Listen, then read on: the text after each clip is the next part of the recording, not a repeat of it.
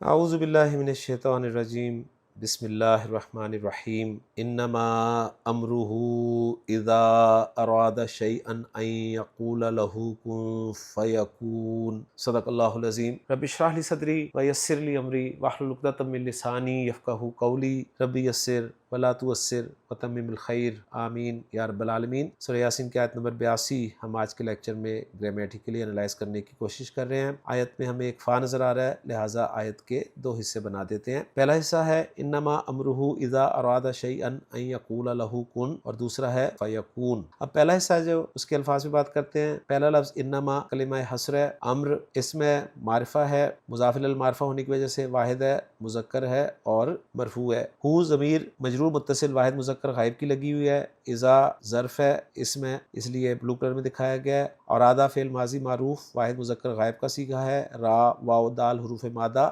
ارودا یرویدو باب فعل سے، ارادہ یریدو ارادتاً ارادہ کرنا، شیئن واحد مذکر نکرہ اور منصوب اس میں چیز کے لیے استعمال ہوتا ہے، ان حرف مصدر ہے، یقولا فعل مضارع معروف منصوب ہے واحد مذکر غائب کا صیغہ، قال یقولو سے، لام حرف جر ہے، ہو ضمیر مجرور متصل واحد مذکر غائب کی ہے، کن فعل امر ہے، کانا یکونو سے واحد مذکر حاضر کا سیکھا۔ الفاظ کو جوڑ کر جملہ بنائیں تو امرہ مضاف مضاف الیہ ہو کر مبتدا بن رہا ہے، اذا ظرف ہے، اور اذا جو ہے شرط کے معنی کو بھی متضمن ہوتا ہے، یعنی کبھی اذا جو ہے ظرفیہ شرطیہ ہوتا ہے، تو یہاں پہ اذا ظرفیہ شرطیہ ہے، اور اذا ظرفیہ شرطیہ کے بعد دو جملے ہوتے ہیں، ایک شرط ہوتا ہے ایک جواب الشرط ہوتا ہے، تو یہاں پر جواب الشرط جو ہے وہ محذوف ہے۔ میں شرط والے حصے کو انالائز کر دیتا ہوں۔ اذا مفعول فی مقدم بن جائے گا، ارادہ فعل با فاعل، ہوا ضمیر مرفوع متصل اس کا فاعل، شیئن مفعول بھی، فعل اپنے فاعل اور مفعول بھی سے مل کر اور مفعول فی سے مل کر جملہ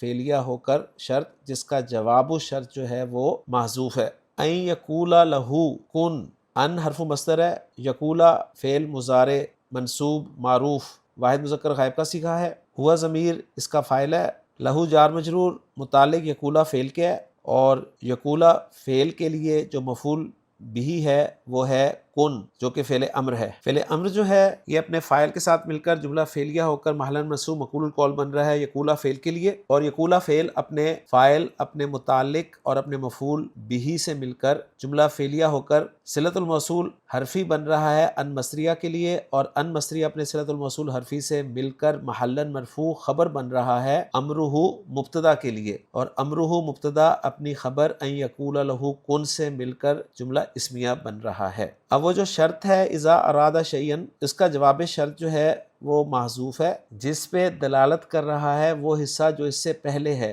یعنی فَأَمْرُهُ قَوْلُهُ لَهُ کن، اور یہ والا جو جملہ شرطی ہے یہ جملہ معترضہ بن جائے گا۔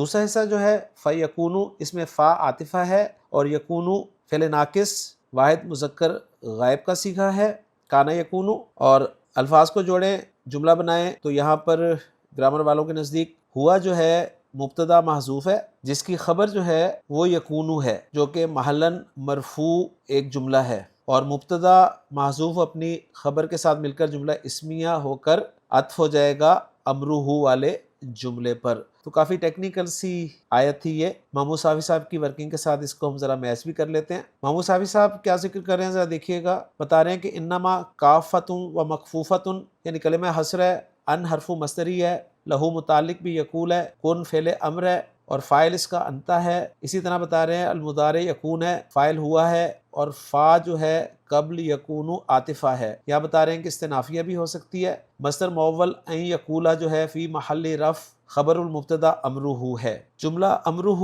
ان یقولا لا محل لا استنافیہ ہے فی حکم تعلیل۔ جملہ اراد شیئا فی محل جر مضاف الیہ ہے، اور جواب الشرط محذوف ہے، دل علیہ ما قبلہ ای فامرہ قولہ لہ کن، والشرط وفعلہ وجوابہ اعتراض، یعنی وہی جو جملہ مترجہ ہم نے بتایا تھا وہی ہے۔ جملہ یقول والا لا محل لا صلۃ الموصول حرفی ان ہے، اور جملہ کن فی محل نصب مقول القول ہے، اور جملہ یکونو فی محل رفع خبر ہے مبتدا محذوف کی جو کہ ہوا ہے، اور جملہ اسمیہ لا محل لا معطوفہ علی جملہ امرہ ان یقولا ہے۔ تو میچ ہو گئی ہے جی ورکنگ ہماری محمود صافی صاحب کی ورکنگ کے ساتھ۔ اب اس آیت کا ہم ترجمہ دیکھ لیتے ہیں۔ انما امرہ، اس کا حکم تو، اذا اراد شیئا، جب وہ کسی چیز کا ارادہ کرتا ہے، ان یقول لہ، اس کے سوا نہیں ہوتا کہ اسے کہتا ہے کن ہو جا، فیکون تو وہ ہو جاتی ہے۔ تو الحمدللہ جی ایک بڑی ٹیکنیکل سی آیت تھی جو سورہ یاسین کی آیت نمبر 82 تھی، بہرحال ہمارے آج کے لیکچر میں انالائز ہو ہی گئی ہے۔ انشاءاللہ تعالیٰ اگلے لیکچر میں سورہ یاسین کی اگلی آیت کے ساتھ آپ سے ملاقات ہوگی۔ سبحانک اللہم و بحمدک، اشہد ان لا الہ الا انت، استغفرک و اتوب الیک۔